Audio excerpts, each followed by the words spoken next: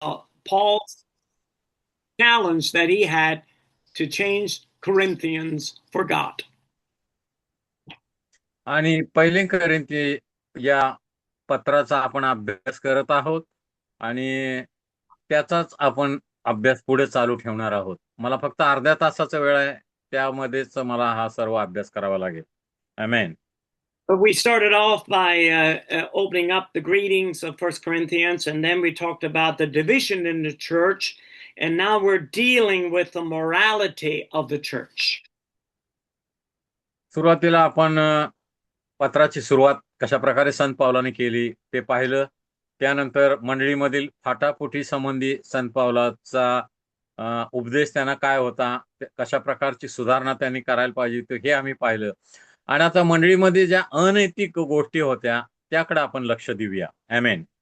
And when we understand the bigger picture of Corinth, which was a cesspool of immorality, one of the most immoral cities in the world of that day.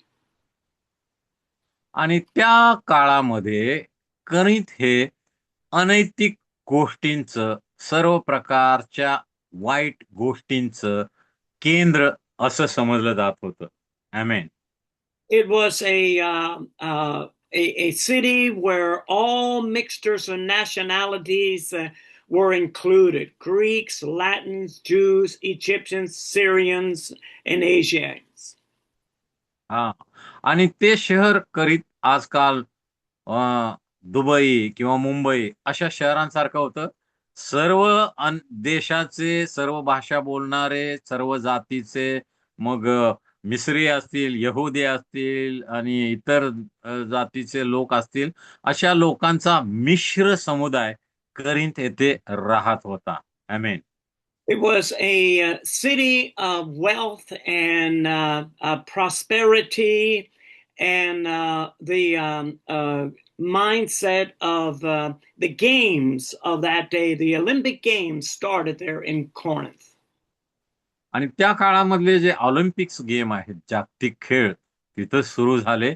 आणि Corinth शहर हे व्यापारी शहर होतं. भरपूर पैसा त्या ठिकाणी होता, भरपूर सोयी सुविधा होत्या आणि त्या काळामध्ये एक आधुनिक व्यापारी केंद्र होतं. पण सर्व प्रकारच्या वाईट आणि अनैतिक गोष्टींनी ते भरलेलं होतं. आमेन. And so the whole city was taken up in traveling tradesmen and the spirit of partying and drunkenness, and all sorts of immorality was going on. सर्व प्रकारची अनैतिकता, व्यभिचार, जार कर्म, दारूबाजी, रंगेलपणा आणि अशा सर्व गोष्टी सर्वसाधारणपणे त्या शहरामध्ये चालू होत्या. आमेन. The city of Corinth was used, there was a byword for evil and immoral living and all kinds of ungodliness in the temples of that day. आणि विशेष म्हणजे करिंथ शहरामध्ये जे मूर्तींची मंदिरं होती त्यामध्ये सर्व प्रकारच्या अनैतिक गोष्टी धर्माच्या नावाखाली चालू असत आणि सर्व लोकांना त्या फार आवडत असत. म्हणून मूर्ती पूजा करण्यासाठी त्या मंदिरामध्ये दररोज खूप गर्दी होत असे. आमेन. The great goddess of love, they had temples which hosted over 1,000 prostitutes for worship. या आणि त्या ज्या मूर्तींची मंदिरं होती त्या मंदिरामध्ये पुरुष आणि स्त्री पुजारी होते आणि तिथली पद्धती भक्त्या पूजेची अशी होती. जे पुरुष त्या मंदिरामध्ये जायचे पूजा करण्यासाठी त्यांनी स्त्री पुजाऱ्याकडे जायचं आणि ज्या स्त्रिया पूजा करण्यासाठी जायच्या त्यांनी पुरुष पुजाऱ्याकडे जायचं. आणि त्या पूजेचाच एक भाग म्हणजे पूजा मूर्तीची संपल्यानंतर तिथल्या पुजारी किंवा पुजारणीशी शरीर संबंध करणं हा पूजेचाच एक भाग होता. म्हणून या सर्व मूर्तीच्या मंदिरामध्ये त्या काळामध्ये लोकांची खूप दररोज गर्दी होत असे पूजेसाठी. हजारो वेश्या त्या ठिकाणी पूजेचं कार्य करत असत. आमेन. So Paul here in 5, 6, and 7, he deals within this immorality and the right way we should be living our life. I want us to go to 1 Corinthians 6 and read 16 through 20. 1 Corinthians 6, 16 through 20. या 1 कोरिंथी 6:16-20 आपण वाचूया. जो कस्बिणीशी जडला तो व ती एक शरीर आहेत, हे तुम्हास ठाऊक नाही काय? कारण ती दोघे एक देह होतील, असे तो म्हणतो. परंतु जो प्रभूशी जडला तो व प्रभू एक आत्मा आहेत. जार कर्माच्या प्रसंगापासून पळ काढा. जे कोणतेही दुसरे पाप कर्म मनुष्य करतो ते शरीराबाहेरून होते, परंतु जो जार कर्म करीतो तो आपल्या शरीराबाबत पाप करीतो. सॉरी. तुमचे शरीर तुम्हामध्ये वसणारा जो पवित्र आत्मा देवापासून तुम्हाला मिळाला आहे त्याचे मंदिर आहे, हे तुम्हाला ठाऊक नाही काय? आणि तुम्ही स्वतःचे मालक नाही, कारण तुम्ही मोलाने विकत घेतलेले आहात. म्हणून तुम्ही आपल्या शरीराने देवाचे गौरव करा. आमेन. And so you see in verse 19 that you and we need to know that our bodies are the temple of the Holy Spirit. आणि या ठिकाणी संत पाऊल 19व्या वचनामध्ये करिंथीतील लोकांना सांगतोय की तुमचं शरीर हे पवित्र आत्म्याचं मंदिर आहे. ते तुम्ही पवित्र राखलं पाहिजे. ते अपवित्र करू नका, विटाळू नका. आमेन. In verse 20, he deals with this, that we are bought with a price. Therefore, everything we do should glorify God with our bodies.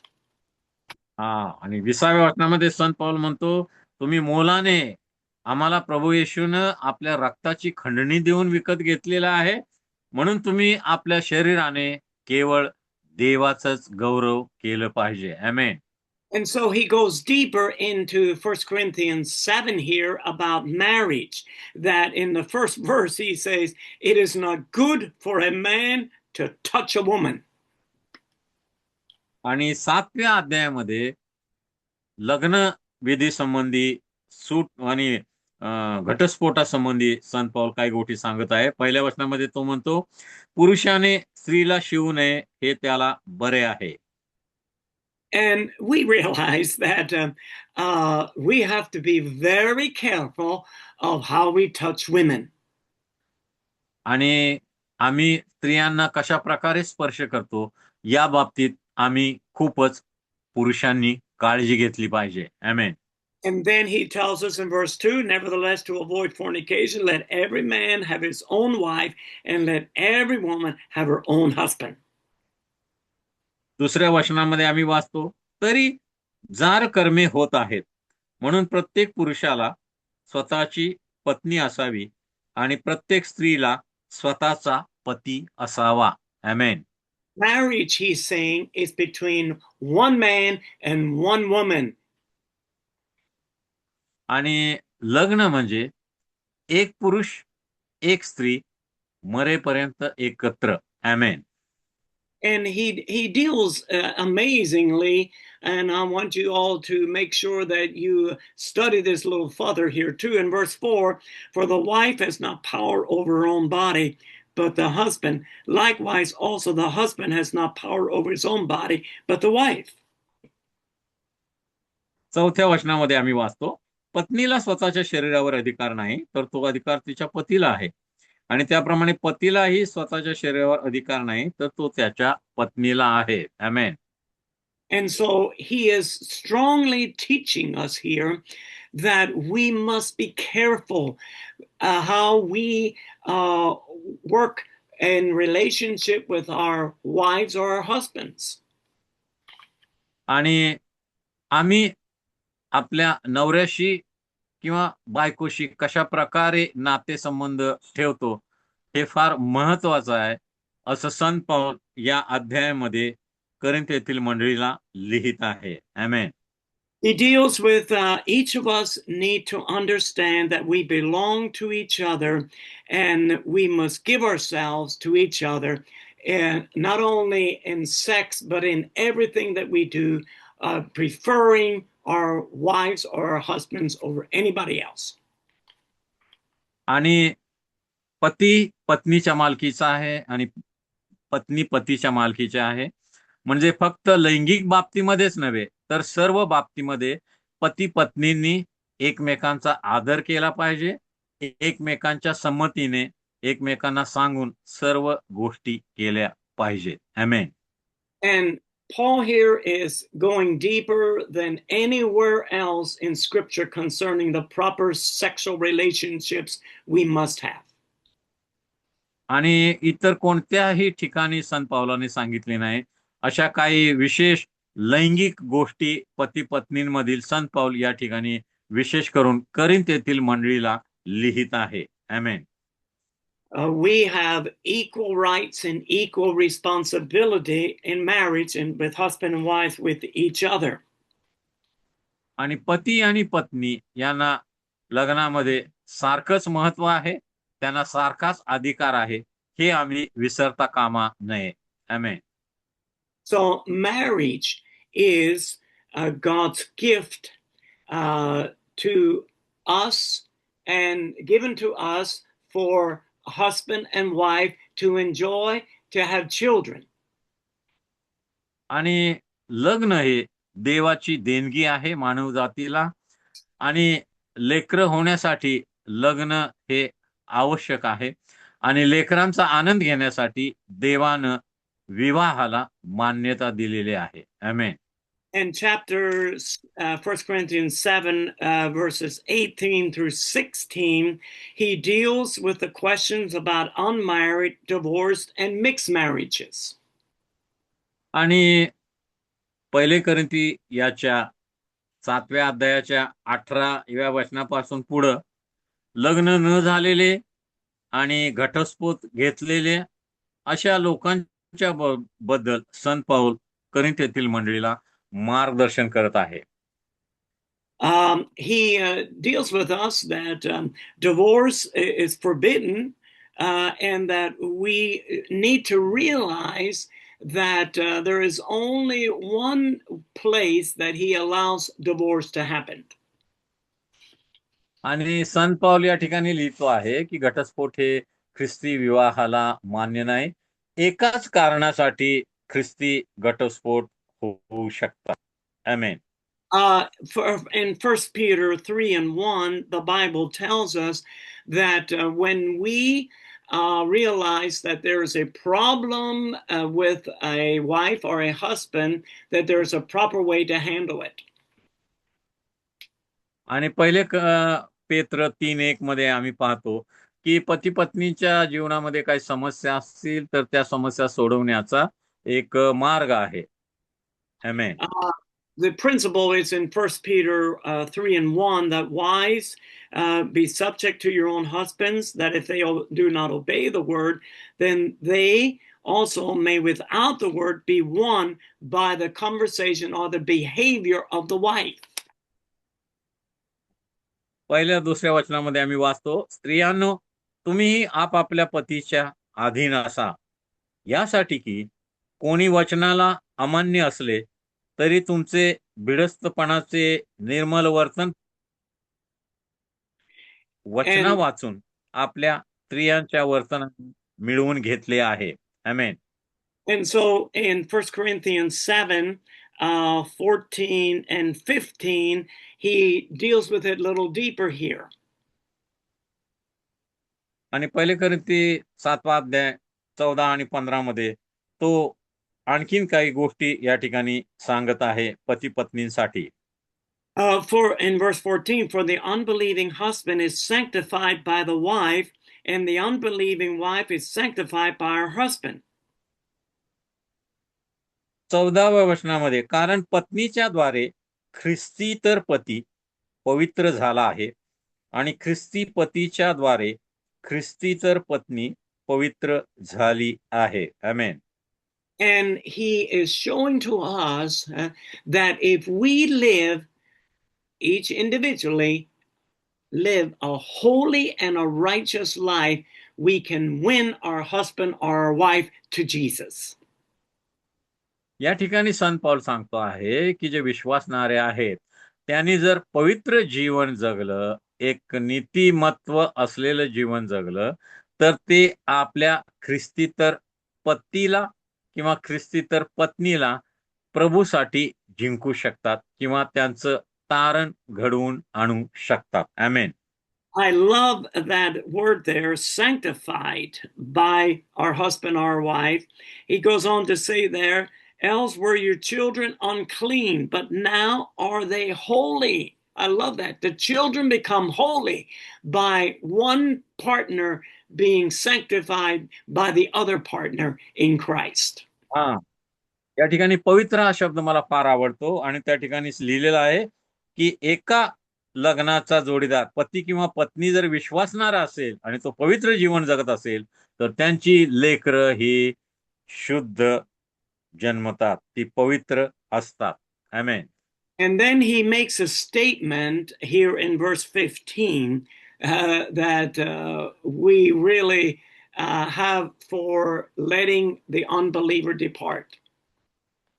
या आणि 15व्या वचनामध्ये जो ख्रिस्तीतर व्यक्ती विवाह केलेला आहे त्याला जर वेगळं राहायचं असेल, घटस्फोट घ्यायचा असेल तर तो घेऊ शकतो असं या ठिकाणी लिहिलेलं आहे. Amen. Verse 15, but if the unbelieving depart, let them depart. A brother or sister is not under bondage in such a case. तथापि जर ख्रिस्तीतर व्यक्ती वेगळी हो पाहते तर ती वेगळी हो, अशा प्रसंगी भाऊ किंवा बहीण बांधलेली. Amen. But God has called us to peace. One thing that Paul is helping us to understand here, that we must operate to make sure whatever the problem may be, supernaturally, God wants to bring peace into that problem. आणि या ठिकाणी संत पौल विवाह संबंधी एक गोष्ट स्पष्ट करत आहे की विवाह संबंधामध्ये काही जरी घडलं तर देवाची इच्छा आहे की त्या विवाहामध्ये शांती प्रस्थापित व्हावी. Amen. He wants us to understand that there is supernatural anointing and grace that will come into our family, into our children, when we determine that we're going to have peace and not quarrel. आणि आम्ही भांडणं टाळून जर शांतीसाठी प्रयत्न केले तर देवाची अलौकिक शांती मग प्रत्येक ख्रिस्ती कुटुंबामध्ये उतरल्याशिवाय राहणार नाही. कुटुंबामध्ये, लेकरांमध्ये देवाची शांती आल्याशिवाय राहणार नाही. Amen. And so he goes on into chapter 7, 17 through 24. He deals with our responsibility of our lot affecting every part of our life. आणि पहिली कोरिंथ 7:17 वचनाच्या पुढे आमची जबाबदारी काय आहे हे संत पौल करितेतील मंडळीला स्पष्ट करत आहे. Amen. In verse 17 he says, but as God has distributed to every man as the Lord has called everyone, so let him walk. And so ordain I in all the churches. तर जसे प्रत्येकाला प्रभूने वाटून दिले आहे, जसे प्रत्येकाला देवाने पाचारण केले आहे तसे त्याने चालावे, आणि याप्रमाणे मी सर्व मंडळास नियम लावून देतो. So the Lord here, he is saying, is called us all to be true servants after the commandment of God, giving our life so that others will become free and get to know Jesus.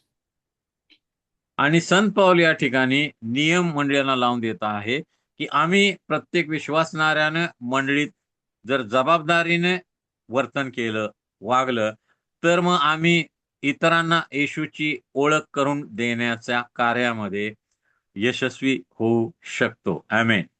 And so verses 25 through 40 here of the first Corinthians 7, he deals with this question concerning virgins and widows in the church. आणि 25 ते 40 या वचनामध्ये 7व्या अध्यायाच्या संत पौल ज्या कुमारी आहेत मंडळीमध्ये आणि ज्या विधवा आहेत त्यांच्या संबंधी काही गोष्टी या करिंथेतील मंडळीला लिहित आहे. आमेन. In verse 27, he deals with this about singleness also in the church. Art thou bound unto a wife? Seek not to be loosed. Art thou loosed from a wife? Seek not a wife. आणि एकट्या राहण्यासंबंधी संत पौल लिहित आहे 27व्या वचनामध्ये, तू पत्नीला बांधलेला आहेस काय? असलास तर मुक्त होण्यास पाहू नको. पत्नीपासून मुक्त आहेस काय? असलास तर पत्नी करण्यास पाहू नको. आमेन. So he goes into down in verse 32 of the 7th chapter, but I would have you without carefulness. He that is unmarried careth for the things that belong to the Lord, how he may please the Lord. In verse 33, but he that is married careth for the things that are of the world, how he may please his wife. 32-33 वचनामध्ये आम्ही वाचतो, तुम्ही निश्चित असावे अशी माझी इच्छा आहे. अविवाहित पुरुष प्रभूला कसे संतोष व्हावे अशी प्रभूच्या गोष्टींविषयीची चिंता करतो, परंतु विवाहित पुरुष आपल्या पत्नीला कसे संतोष व्हावे अशी जगाच्या गोष्टीविषयीची चिंता करतो, येणेकरून त्याचे मन द्विधा झालेले असते. आमेन.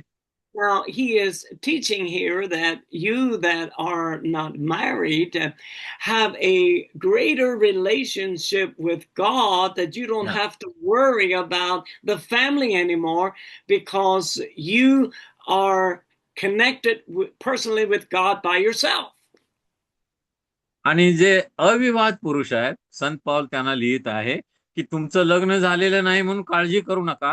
तुम्ही एकटे आहात तर तुम्ही पूर्ण मनाने प्रभूशी जोडले गेलेले आहात, प्रभूवर प्रीती करत आहात, यामध्ये तुम्ही आनंद माना.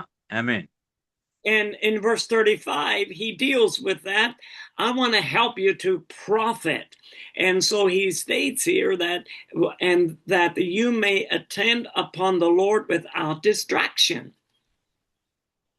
आणि संत पौल 35व्या वचनामध्ये लिहितो, मी तुमच्याच हितासाठी सांगतो, तुम्हास फासात गुंतवावे म्हणून नव्हे, तर तुमच्या हातून उत्तम आचरण व प्रभूची सेवा एकाग्रतेने व्हावी म्हणून सांगतो. आमेन. I love what Paul summarizes here in light of the present stresses and several instructions that the believer should marry if he has a desire for sex, and if not, he should just live by himself and not by himself, but he should live without having sex.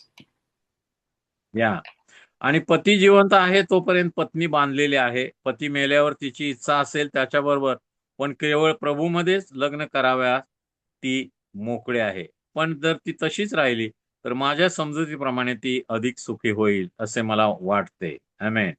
And so what Paul is endeavoring to have us to understand here in this chapter is that we must guard against being involved in sex in other kind of way except in the marriage relationship. आणि संत पौल करिंथेतील मंडळीला या पहिले करिंथी या पत्रातून हे स्पष्ट करत आहे की फक्त लग्न संबंधामध्ये लैंगिक गोष्टींचा वापर केला पाहिजे. लग्न संबंध व्यतिरिक्त, विवाह संबंधाव्यतिरिक्त लैंगिक शरीर संबंध मंडळीमध्ये असता कामा नयेत. आमेन.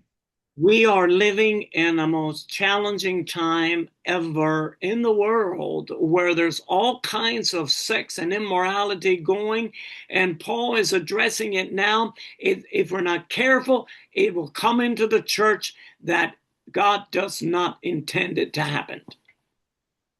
आणि संत पौल या ठिकाणी स्पष्ट करत आहे. आज आम्ही अशा जगामध्ये राहत आहोत ज्या ठिकाणी अनैतिकता, सर्व वाईट गोष्टी, लैंगिक गोष्टी, लैंगिक वामय आणि इतर सर्व गोष्टी यांचा भरणा जगामध्ये होत आहे. आणि जर विश्वासणाऱ्यांनी आपल्या वैवाहिक जीवनाची काळजी घेतली नाही तर अशा गोष्टी मंडळीमध्ये येण्यास उशीर होणार नाही. म्हणून प्रत्येक विश्वासणाऱ्या स्त्री पुरुषाने लग्न संबंधामध्ये शारीरिक संबंध ठेवले पाहिजे. लग्न संबंधाव्यतिरिक्त शारीरिक संबंध ठेवणं विश्वासणाऱ्यांसाठी देवाला अमान्य आहे, हे त्याने लक्षात ठेवलं पाहिजे. आमेन. And Paul here is helping us to understand that if we're going to be the powerful church that God created us to be, we have to make sure that all our lives is under the control of the Spirit of Almighty God. आणि संत पौल या ठिकाणी एक गोष्ट स्पष्ट करत आहे. देवाला जशी पाहिजे आहे तशी पृथ्वीवर मंडळी आम्हाला जर बनवायची असेल तर मंडळीमधील प्रत्येक विश्वासणाऱ्या स्त्री पुरुषानं पवित्र आत्म्याच्या प्रेरणेनं आपलं वैयक्तिक जीवन, कौटुंबिक जीवन जगलं पाहिजे. आमेन. So I want us to stay focused on the bigger picture here, because next week we're going to be dealing with chapters 12, 13, and 14 of now we can operate into the mighty gifts of the Spirit that God has for the church to grow it up. आणि मंडळीसाठी देवानं जे आत्मिक कृपादानं दिलेले आहेत त्या कृपादानांचा अभ्यास पुढच्या आठवड्यामध्ये आपण करणार आहे. आणि पहिले कोरिन्थी अध्याय 12, 13 आणि 14 पुढच्या आठवड्यामध्ये आपण पाहणार आहोत. आमेन. And I am excited about going there, and I'm sorry that I only have a half hour with you today, but I want you to read first for next week 1 Corinthians 12, 13, and 14, and we're going to see some supernatural things happening, because I believe we are the power church today. आमेन.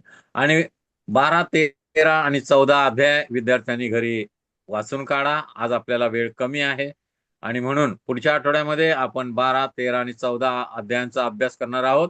आणि मला खात्री आहे, माझा विश्वास आहे, त्यामध्ये खूप अद्भुत गोष्टी आपण शिकणार आहोत. आमेन. And I don't know about you, but I'm going to love my wife a lot more because of this teaching, and I want to help everyone else to do the same thing. God bless you and anoint you as you go forth and do what God has commanded us to do. Amen.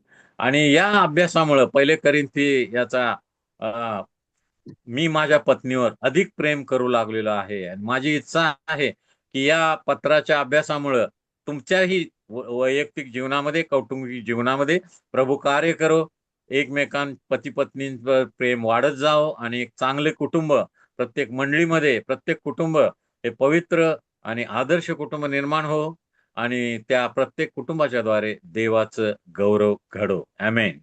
Amen. God bless you all. Amen.